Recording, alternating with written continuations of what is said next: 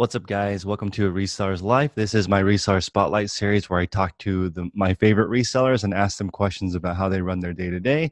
Today, we have a very special meeting with you guys with the largest Poshmark sellers ever. So I'd love to introduce you guys. Why don't you let us know your name and where do you guys live? Okay. All right. I'm Suzanne Cannon, S. Cannon on the app in Poshmark, and I live in Gainesville, Texas, which is a tiny little town in North Texas. Very much so. I'm Tiffany Kroger, and I'm TV Grable 24 on the Poshmark app, and we're Infinity Rain as well. That's ours together is Infinity Rain on the Poshmark app as well. Do you guys run that together? Everything? Everything, Yeah. like both of our closets, we've combined all of our inventory together, so we both have the same exact inventory on Poshmark. So when we sell something, we just text each other and say, "Hey, take this out," and then we take it out of our Shopify and just kind of go from there. And you also have a brick and mortar. Yes. Well, And two as of right now, but one's fixing to go bye-bye. That's right. Right now we're going through COVID. I know, going through a pandemic, so you guys have been closed. So this is a situation where you're remodeling the new place right now? Yes. Right. Cool. Yeah, we're remodeling. Like I said, we're hoping to get it ready before when they're open, when America becomes open again, we're hoping to be ready to go by then. So Yeah, we forgot how to get dressed until today. yeah, today's the first day we've been in demo. Yeah. So as you guys switch locations, is it because of more traffic, bigger space? Why did you move? Right, Both. Yeah, it's a much bigger store, and we should have a lot more foot traffic. Yeah. We went from what? What was About 1,500 square feet. Our storefront, the front part that our store will be in is about 3,000, and then we have about 2,000 in the back for storage, or we could turn it into something else, because we're trying to do we decided to start doing design as well. So if anybody, wants to have help with their stores or remodeling or anything, we're kind of into that too. So, and we're hoping to maybe open the back side of our store to like a whole nother, adventure. So we'll see.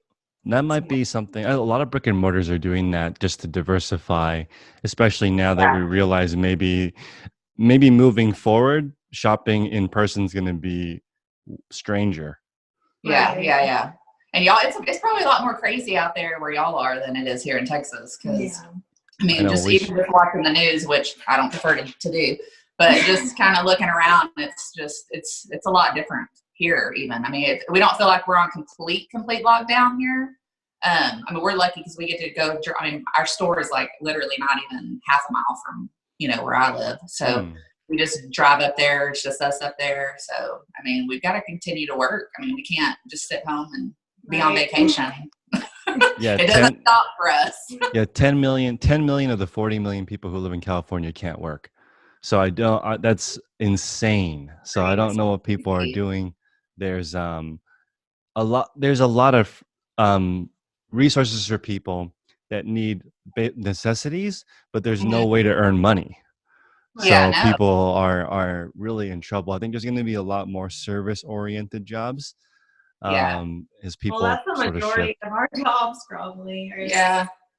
Service people. So you see a lot of traffic here still, just people. Yeah, just working in the city and stuff, But we've also seen a lot of people out remodeling their stores and stuff too, which is good because it's in downtown and everything's closed. So it's nice to see people out there at least, painting and, kind of revamping our downtown area. So how do you guys look at your reselling goals? What do you guys want out of this besides an awesome friendship? We already got that. I don't know. We talked about it a while back. We really want Infinity Rain to be just kind of just a big brand. Like a household name, because we do, we have our stuff on Posh. We have our brick and mortar store. We have our online store. We like to do our design. We have our plus size line. There's lots of different things that we want to do. We don't want to just pigeonhole ourselves into one little category because if something doesn't work out, you got to be able to shift and go to something that may be working that's not working. So, right. And we value our community relationships. Yes. They started with Poshmark. It was very much a community-based app. Yeah. And now it's kind of moved towards our local community. So so we've kind of and we still sell on Posh. It's still a big part of our sales, and we've noticed it's been picking back up this last couple weeks, probably because everyone's getting their stimulus checks in. Mm-hmm. But good for us.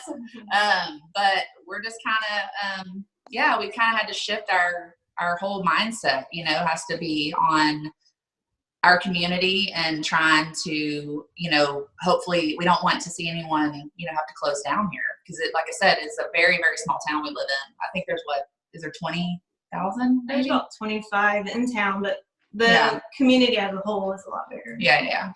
So we're just kind of hoping that everybody, and we're trying to help other businesses, around here to try to get online and post things about your business, because if you're not, you're just going to die.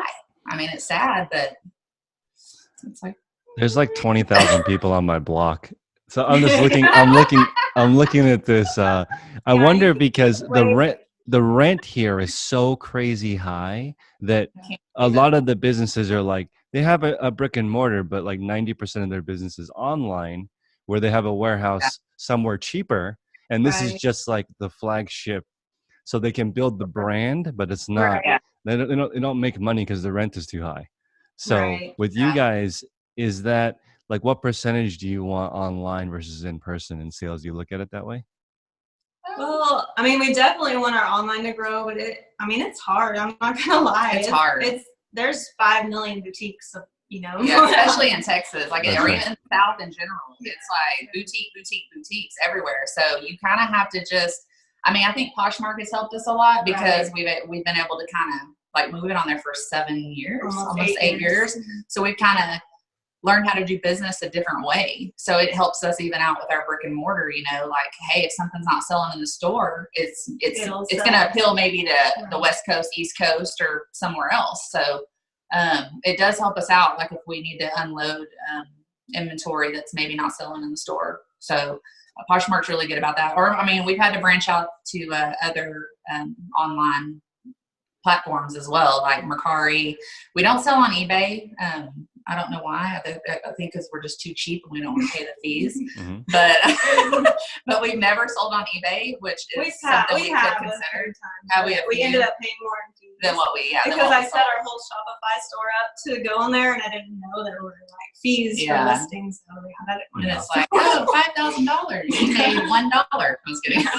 No, I got you. So what is the process of becoming a household brand? I would say the trendiest thing is to have a boutique. Like that, everybody wants that, but then getting to where you're like an actual brand, does that mean you're carried in department stores? What does being a household brand look like? Yeah. What would you say? I just think getting our name out there for people in general online, to where we're known, throughout. Yeah. And Poshmark really did help us get our name out there. Because we were able to sell, when we started our brand 3 years ago, we started selling in the wholesale portal, which hadn't been really a positive thing, up until that point. And then it's like we got into the portal, and we were doing really well. We sold almost $500,000 in sales just in the portal in our first year. It was like, $330,000, I think, in our first year on there. And it was, we thought it was great, but then they, changed things up on the portal. It's kind of it just seems flooded now. Everyone can see the wholesale prices. So nobody's going to come and want to pay full price if they know what the wholesale price is. So that we kind of had to get out of the portal so that we wouldn't have our brand getting just cheapened. So we jumped ship on that pretty quick. So how do we get you in like Bloomingdale's? Is it I just don't know, Bloomingdale's, give us a call. Because I was listening to Sarah Blakely talk about how she got Spanx in the Neiman Marcus, and she just cold called over and over again, and then got 10 minutes with the lady, and she's like, let's go to the bathroom. I'll show you how Spanx work. And that's a proven product right there, man. You just try it on and you're already But I was like, that's how. And then she was able to get 12 Neiman Marcus's to try it, and she's like, this is not failing. She hired all of her friends to go buy all the stock. It's sold out, and they're like, wow, this is selling like crazy. Kept reordering, and she got that momentum. But she's like, it was so hard to explain because the shelf space is so expensive and so hard to get that she would like be sneaking into Neiman Marcus and rearranging Spanx to be at the front. And it's just the hustle to get it. It really is the hustle, because when we were in Macy's, you know, when Poshmark did the market at Macy's, we got chosen to do that. And so we were in Atlanta and in Vegas. And, you know, of course, we were super excited. And they had already merchandised our things, you know, and put necklaces with some of our stuff, which when we went to see it, we were like, move some of this around. Because that's one good thing that's not one thing, but it's one thing that we're really good at and passionate about is merchandising. Like, just we help even our vendors, you know, at our when we had the market, just going and rearranging their booths to make it look more appealing and, you know, not dark and dreary or sad, you know. So I think maybe our calling is to maybe just help people. I just feel like we're, you know, we didn't know how to run a business at all. We just kind of jumped in. Didn't say no to anything. Didn't say no. I mean, that's the key, I think. Just don't say no, you know. And if somebody, you know, gives you an opportunity, just do it. Even if you don't know how to do it, you'll figure it out. How did you guys meet? Poshmark. Yeah, we met on Poshmark. Dallas party. They had a Dallas Poshmark party here at Wholesale Zaza, and it was, 7 years ago, almost 8 years ago. Wow. Crazy. But there wasn't a lot of people there. Nobody knew each other. We just knew each other's screen names, you know, so we're all walking around looking at each other's chests. Like, who are you again? But we met, and then she's really shy. Like, a lot of people don't realize how shy she is. But so I didn't really talk to her a lot that night. But then we would always share each other's closets. And then we ended up meeting at the party, but then I think I messaged her on Poshmark like a couple days later and said, hey, let's go to lunch, you know? And so we went to lunch, and then we talked about, I wanted to open a boutique on there. So she kind of helped me, kind of showed me the ropes a little bit. And then we went to market together, and we just had lunch like once a month, twice a month, and just became best friends. And then I was like, hey, I knew the wholesale portal on Poshmark was kind of So I was like, hey, let's start our own brand. Let's get on there and see what we can do. And we did really well, you know, but then when they change things, then we have to change things. So, you know, we just roll with the punches. The biggest thing, even through COVID, is you have to learn to adapt. Yeah, you do. You do. You can't just sit there and go, oh, woe is me. You know, what am I supposed to do now? No, you got to figure it out. You got to rearrange things. Just do whatever works. This is fascinating to me. I can't believe you weren't friends before Poshmark. We were Poshmark PFS turned besties. That's crazy. You know, when I met you guys in person, what I gathered the most from you was your ability to merchandise, because that is, you go into stores all the time that are set up incorrectly. Yeah, I remember I was in Panera, and there were these two kids. They were like 13, and they said to the manager, "Your product placement is bad because we want to eat stuff, but we don't know what to eat here. We can't see it." And it was crazy, because even kids are thinking about that now. Like they want the experience to make sense. IKEA kills it because of the way the store is laid out. Nothing at IKEA is nice. Yeah. Right. And that's why these big brick and mortars are dying, is because they overbuy for one. Yeah, they can't find anything, and it's not working. Yeah. I mean, when you go into a store and it's so packed that you're going through the clothes and stuff's falling onto the floor, you bought too much. That's right. You literally bought too much. So 3,000 square feet, how many SKUs do you guys normally have in your store? It depends, actually. Well, I mean, this is about twice as big as our store right now. So we're going to have to we're really going to have to buy quite a bit, you know, and we're also going to lean on some of our local people. We would like to incorporate some of their products into our store, and just kind of work together to fill that space up too. Yeah, because a lot of the vendors at the other market that would come in once a month, you know, we were an anchor store there, but they were just, like I said, once a month for a weekend they'd come in.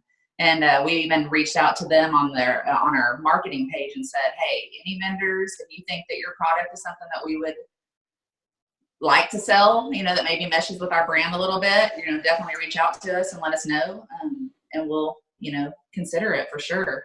And we've also considered doing a little bit of what's the word I'm trying to think of? Co-marketing or? No, when they come in and then they give you consignment. Consignment. Oh God, my brain.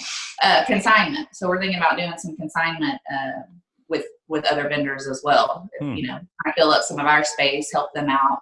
We, helps us both out that way. So it draws in traffic from other areas. So yeah, it'll be good for everybody.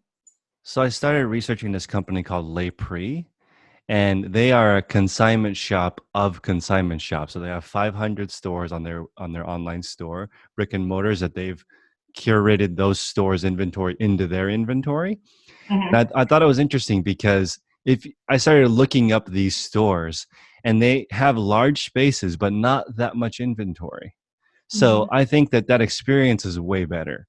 If you go in the Prada or Louis Vuitton or Gucci, it's not cluttered. They don't have that many SKUs. No, they don't. It's like clean and not cluttered. And that's one thing that we both, we have a lot in common, but we're also very different, and it works for us. But there are certain things we agree on 100% together, and that is merchandising. We do not want clutter. Like a lot of times we work well together. Like she'll be doing something, and then her, after a while you're creative, and this just kind of goes, oh, I just don't know what I need to do. And then I can come in and then be like, oh, well, let's just move this, this, and this. And then it's like, oh, looks good. Because we both see things the same way, but sometimes we just need to help each other a little bit. So that makes total sense. That ability to bring in the high line, traffic piece. I've heard of some stores, this store I'm following in Oyster Bay, New York, they do free consignment if the item's over $5,000, which you wouldn't think that would be the case. Yeah. But they want that in their store. Right. Yeah. And so that brings in a different clientele. The friends of those people come in. Right. And it's a different situation. I think a lot of times people worry too much about competition, and you need to work together to grow together. Yeah, that's my biggest pet peeve is when people don't want to necessarily, you don't have to share your sources, but I think helping and sharing ideas is huge. And that's why you do so well, is because you do the research. You figure a lot of this out that people are not willing to do, take the time to do, and you give it to them for free. And yet you get helped out on the back end as well. You know what I mean? But a lot of people don't realize that. They're like, oh, we can't show anybody anything. We got to just be on our own. And that is the complete opposite of what you need to do.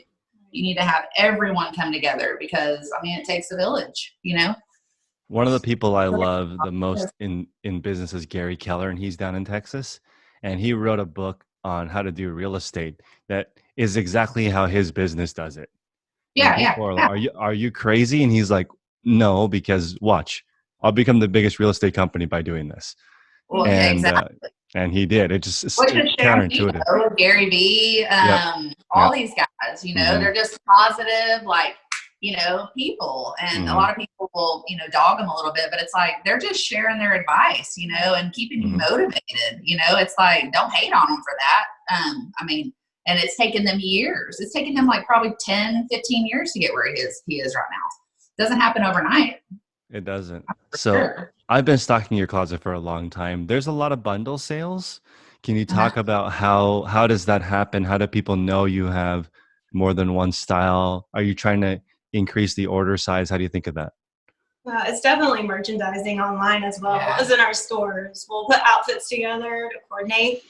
And they'll often ask our advice, too, as far as what can I wear with this? What would you pair with this? So merchandising is the key. Whether you're modeling it, flat laying it, you want to incorporate several pieces, even if you're reselling. I did that when I started. When I resell, I would sell a whole bundle of something because I just put an outfit together. Yeah, and they want the whole outfit. And they usually will give a discount on, of course, bundles. So you buy the whole outfit, you're going to get a better deal. So, do you find that people like to order a couple outfits, a couple tops, a couple bottoms? Is that how are there trends for how women shop? It's really just hit or miss. Yeah.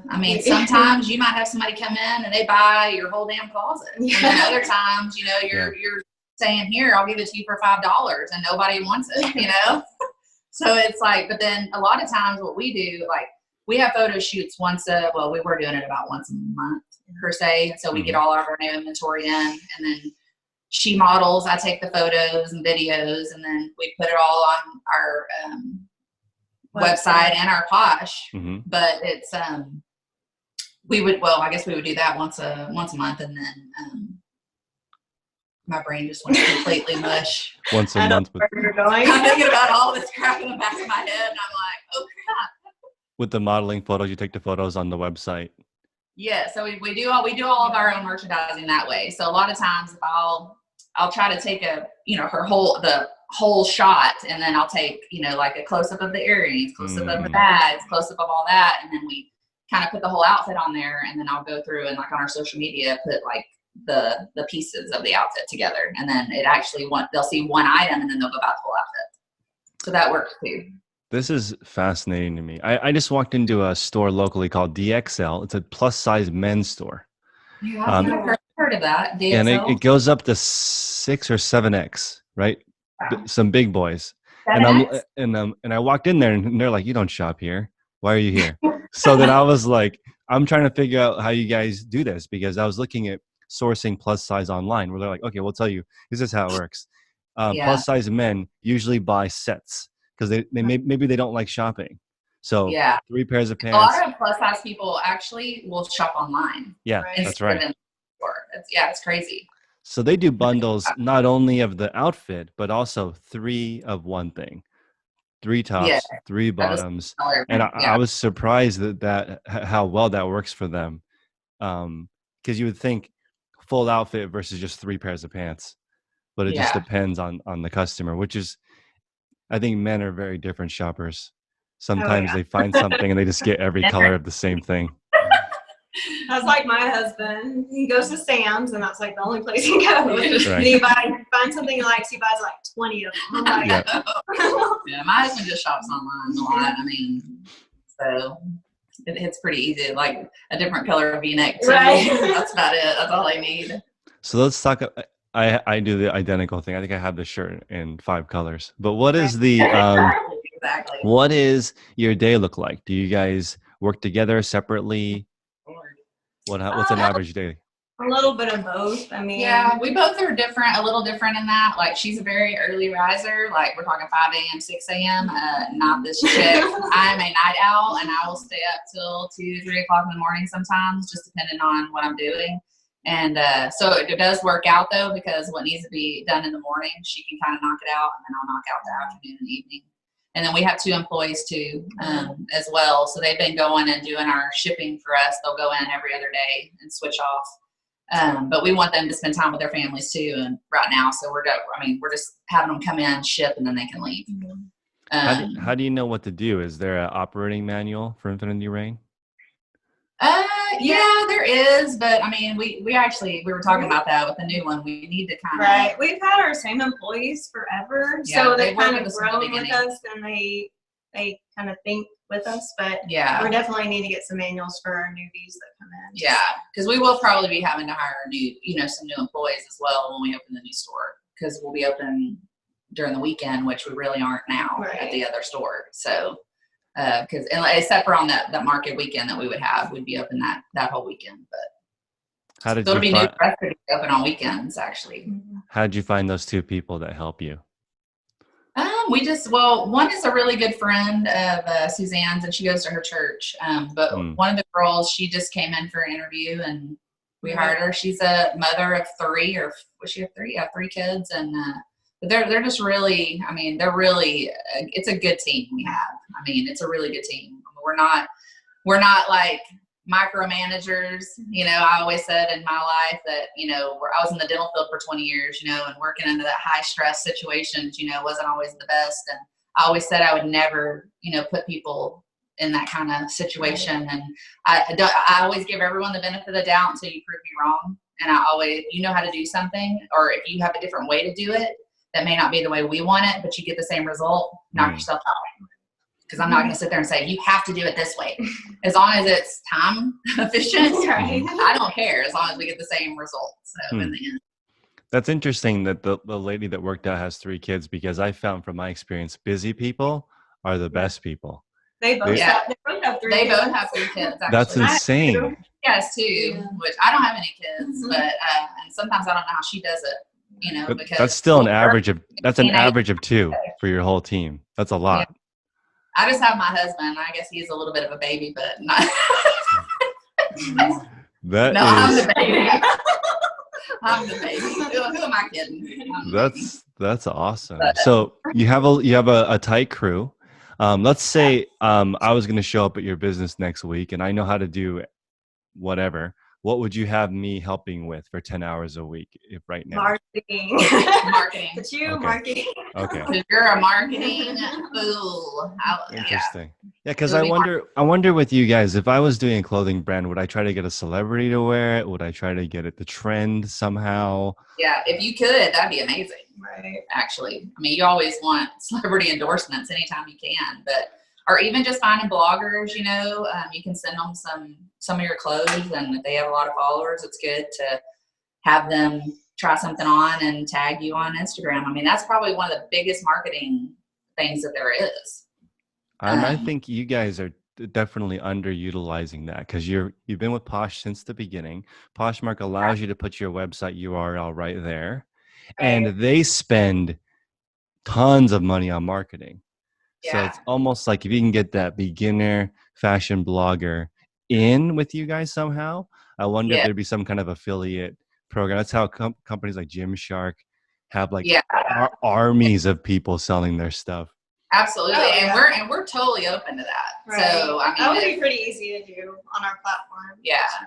The only thing about affiliation type stuff is that as far as clothing, we send them items, you know, we only order so many, you know, and so we send them, you know, one of, say they're size small, and we send them, you know, 20 different size smalls, but then we sell out in between the time they take photos and post it on their thing, you know, on their social media. Mm-hmm. So we'd have to figure out how that would all work and how much more inventory would we need to sell if we had more than one affiliate person. So one of the gym guys I follow has his line inside of that line. Mm-hmm. And he's just in charge of selling all of it. So they mark up their wholesale a little bit higher because his stuff is going to move because he has a huge following. And then he doesn't have to design the clothing or make it. He just has to talk about it. But that way they don't run into that selling out problem. But I get it. That is very interesting.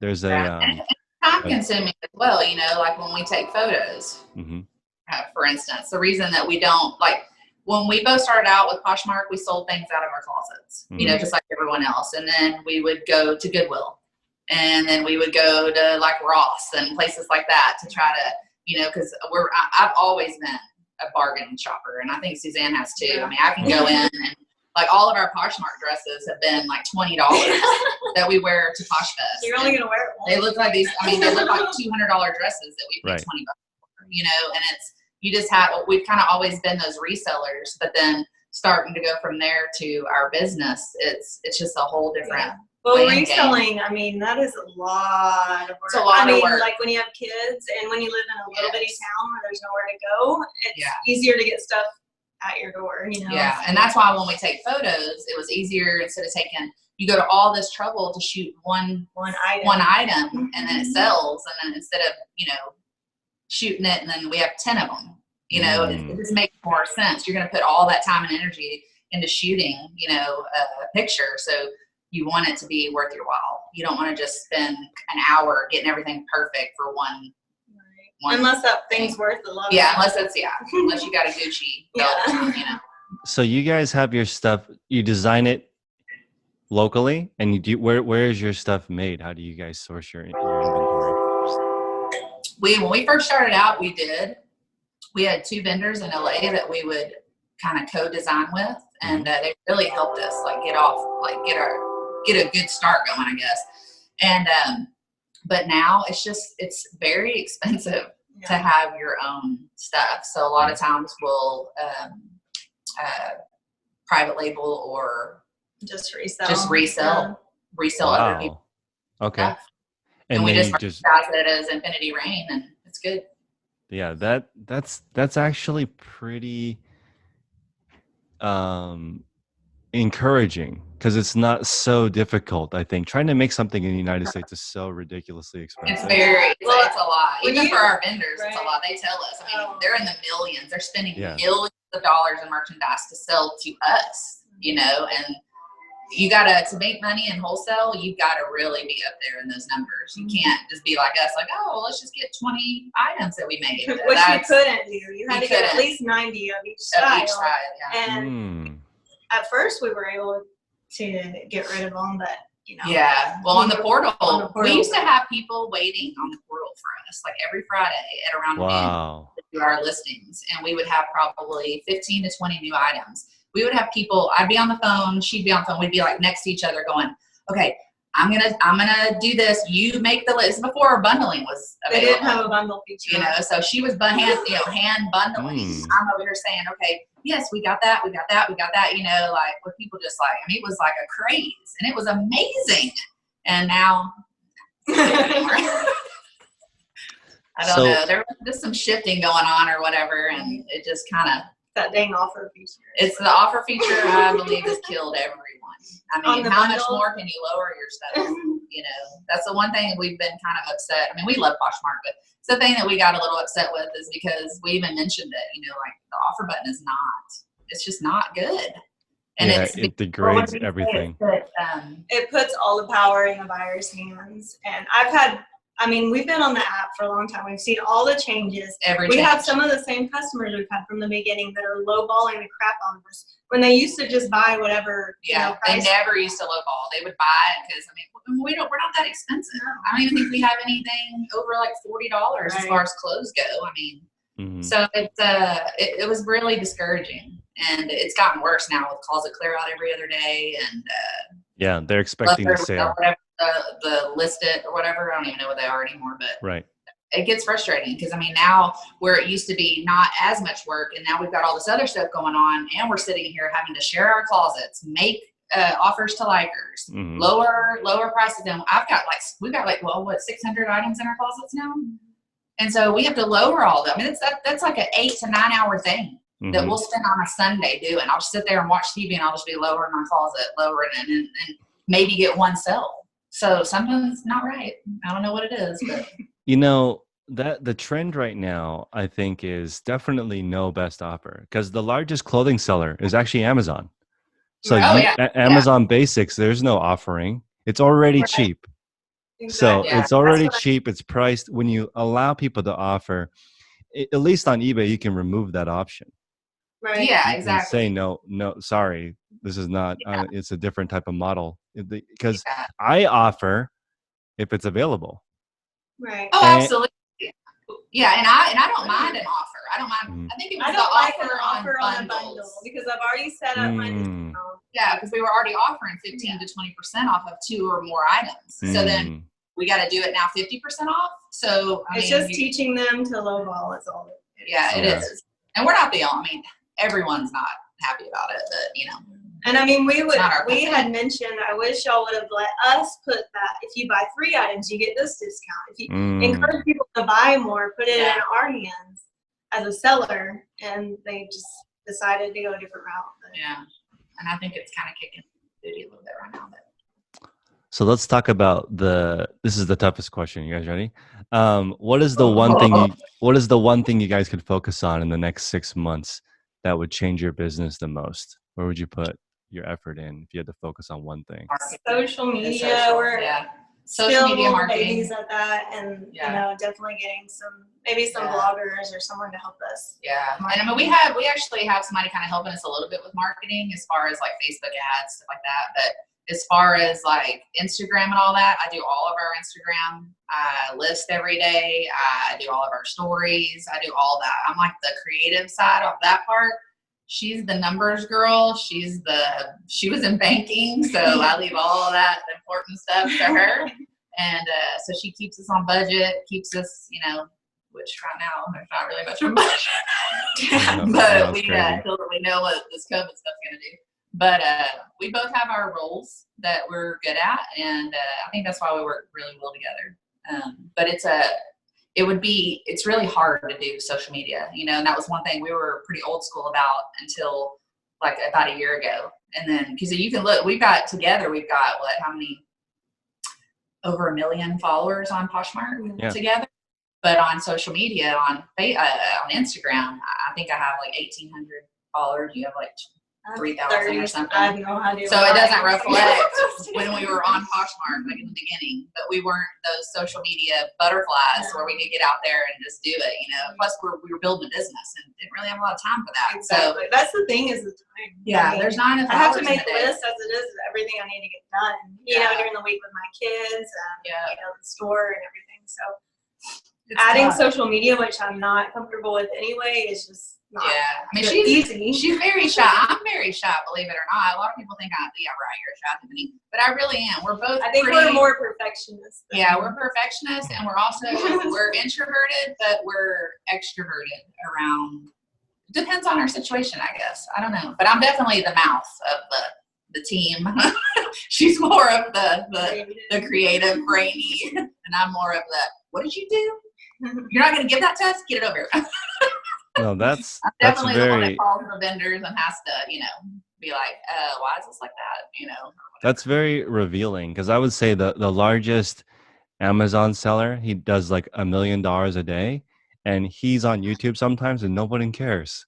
Like, he hasn't put, and it's just so hard. It's a totally different skill set to put yourself out there and create that type of the vibe where people want to connect with you. Plus, you're not as relatable because you guys have a real business. It's very it's no longer a side hustle.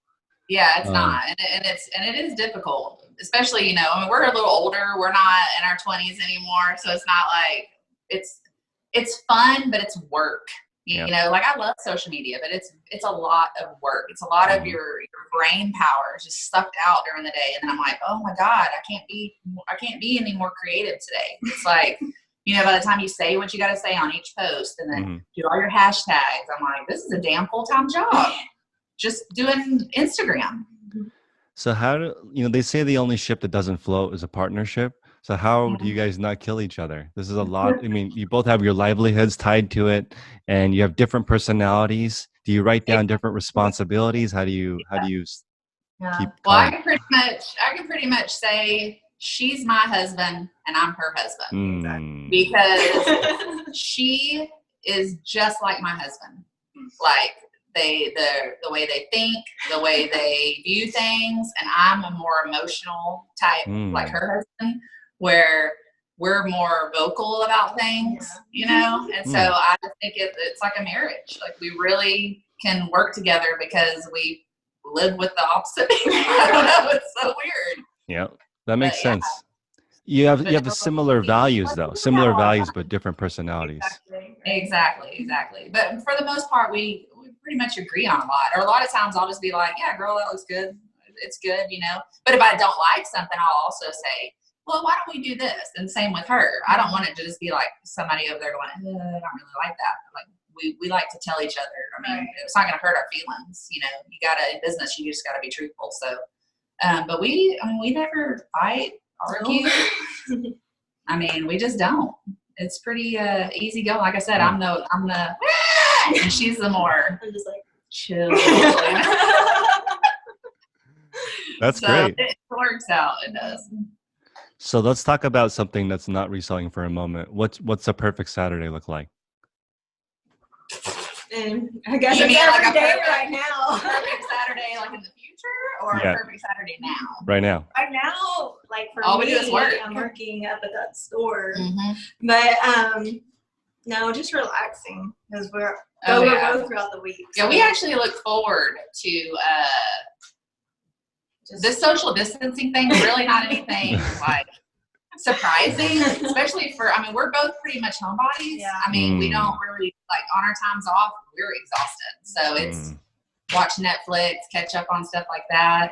But I mean, we're always working. Even if we're watching TV, we're still always working. When I get home, I don't sit down, because if I sit down, you go to sleep.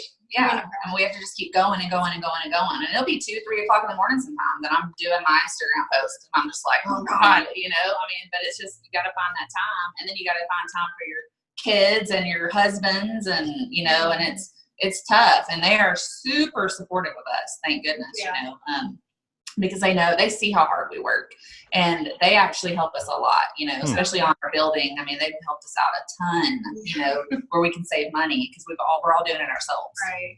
We're not hiring it out. So it's a lot. We're in there literally slinging hammers. I love it. It's sort of like, this is where, work-life balance kind of is a little bit blurred because you're doing all at the same time. And that tip of not sitting down is the best. Because as soon as you sit down, that's it. Yeah. Yeah, because you do. When we used to go to LA a lot, we would, when we were doing a lot of our shopping at our vendors, we would, it's just go for we 2 would days leave solid. at 4 in the morning? Yeah, 4 in the morning, get to LA, shop all day, and then either fly back or, we just don't really sleep a whole lot. I'm not going to lie. I might get a few hours of sleep a night, maybe 4, 5 if I'm lucky. She can sleep though. She's like my husband. They can just lay their head down on the pillow and they're out, and I just want to go smother them with that pillow. And I just lay there going, I love it. It's so revealing. It's not like, it doesn't seem as glamorous when I, the real nuts and bolts of running a business, but there is nothing glamorous. But what you have, but what you have is glamorous. It's amazing being able to run your own thing. You guys set your own hours. You design your own day. There's a lot of work in the day, but you you get to choose. It's worth. Let's put it that way. It's worth it. I would rather work 80 hours a week for myself than 40 hours a week for someone else. You know what I'm saying? It's just, it's worth it. And, we don't really pay ourselves. We haven't paid ourselves since we started 3 years ago. We put all the money back in the business. So we don't take a paycheck. So what money we do get is just strictly from our Posh sales. So we'll take a percentage of our Posh sales for our paychecks, and then thank God our husbands have jobs, or we'd probably be in a lot of trouble. But it's tough. You just kind of have to figure it out. You're going to have highs, like really high highs. You're going to have really low lows. You just have to be like, you know what? Let's just bring ourselves up. We got this. I think it's just the mentality of not giving up. because there's days we want to. Yeah. We're like, this just isn't working. We're like, well, should we do something different? But then we're like, nope, just keep going. Like you feel a shift happening. And I feel like I was telling her the other day, I think even with this COVID stuff, it's a real positive for a lot of people, but it's a real negative for other people. I think it's a positive for us because it's almost like a reset button for us, right? To where we can, I don't know, we closed on our building literally like a month before all this happened. Yeah. Mm-hmm. And we may not have. That probably wouldn't have happened. And also we don't know if we were still over there. They closed market. There's no foot traffic out there. We wouldn't have known what to do. So so we were kind of forced. We had no choice. It was like, well, we had to move regardless, or just close up shop and just be done with it. But this is very cool. You guys also had the opportunity to kind of start over. Is there anything you guys are doing different this time? It's like a start. It's like a rebirth or something, I think. And we're both kind of excited. We were scared shitless at the beginning. Don't even. We really were. We were like, what's happening? Like, what is this going to do to our business? We were already kind of, it was kind of slowing down a little bit anyways out at market, and it was just kind of like, oh, what are we going to do? But we're just like, let's just go for it. What's the worst that can happen, You guys have, I want to take a moment to commend you on stepping out there, doing your own thing. Also, you guys are a great example of sticking to your strengths. If you're really good at merchandising, then you probably want to sell stuff that's either very high end or you have more than one of them. Being really good at merchandising and then relying on things you find wouldn't work. You wouldn't be able to build what you guys did, which is awesome. Complementary responsibilities is also difficult to deal with normally, but you guys have found a way to balance it out. You have the whole gamut if one's an early riser and one's a late night person. Yeah, for sure. I'm like meme all over here. Since birth. I'm like, pardon, she's all. So I won't take too much more of you guys' time. What's the best place for people to find you if they want to reach out and connect with you in the community aspect? Well, they can download our app. We actually, Suzanne and her smarts, she built us an app over Thanksgiving. So we have a new app, and you can download it in the Apple or the Apple Store or Google Play Store. just Infinity Rain. And then you can also Infinity Rain Clothing on Instagram. Mm-hmm. We're on Facebook as well and under Infinity Rain, but I don't really use Facebook a whole lot. I mean, except for the advertising and stuff side of it. I'll, co-share from Instagram to there, but I don't really spend a lot of time on Facebook, to be honest. I don't feel like we get a lot out of it, but I could be wrong. And then our website. infinityrain.com. Yeah. And then on Posh, like I said, you can visit both of our closets, the S. Cannon or TD Grable 24. We have the same exact things in our closet. Right. So it's funny because she'll have people bundle and make her an offer, and then she make me an offer and I'll decline it because it's too low or something. So they'll go to her closet and we'll still get that almost where we want, So it's like, sucker! Yep. No, that's awesome. But yeah, they can visit. I mean, just visit us anywhere. And we always encourage everybody. I mean, if you want to reach out to us and have questions, let us know. We're thinking about starting to do some videos and stuff to kind of help, We get a lot of questions. We have a lot of people asking how we got to where we were. And there's just no way we can possibly answer every single person and still have any kind of life. So we don't want people to think we're rude or we're not, reaching out. We just got to find that time. I mean, even if we do like 30 minutes a week or something, to help people.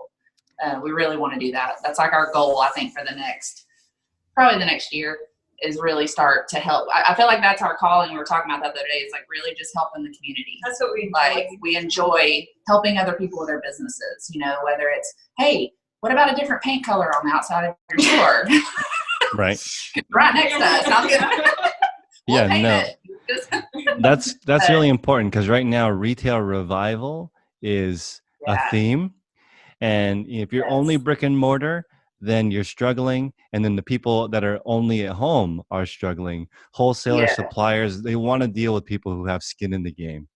Very different conversation when you guys have a shop. So I think the partnership, if you guys have a little studio in the back where people come in and, even once a month, you guys have a dinner and chat with different business owners. That is huge because you guys started the reverse way from online store, then opening the brick and mortar, which is and that's what I was telling her too. Because our marketing for our Shopify, our website has just been it's like crickets. I mean, you have to just build yourself up, and now we're starting to see more sales. But you have to have so much money to market. You have to have and it's like that balance. We're seeing people coming over and shopping, but we just don't have that money to just sink like $100K into advertising. We're talking like a couple $100 here, a couple $100 there. And it's not people that come to our store, they buy. It's just a matter of people seeing it. So it seems like when we have people see our things, we sell. But if they don't see it, of course, then we don't sell.